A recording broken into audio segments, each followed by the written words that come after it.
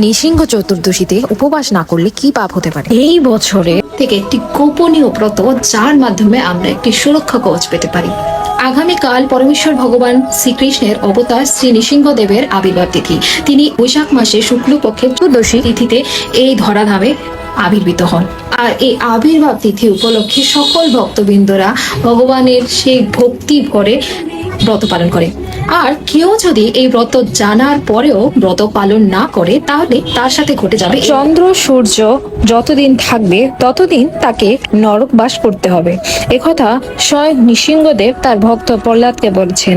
তিনি বলেছেন, বর্ষে বর্ষে তু কর্তব্যম মম সন্তুষ্টি কারণম মহাগুহম ঈদম শ্রেষ্ঠম মানব বীরভি। অর্থাৎ নৃসিংহদেব বলেছেন, যদি তাকে সন্তুষ্টি করতে চায় তাহলে অবশ্যই অবশ্যই এই চতুর্দশী ব্রত পালন কর্তব্য।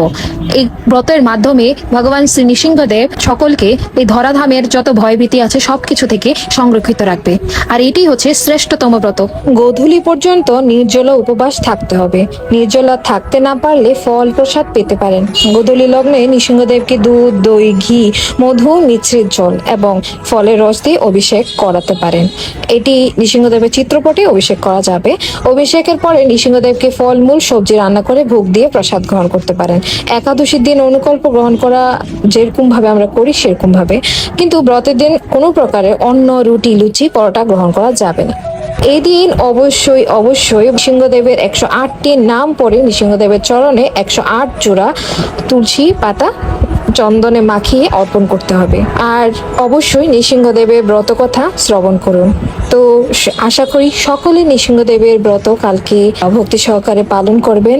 জয় নৃসিংহদেব ভগবান কি জয়। নৃসিংহদেব।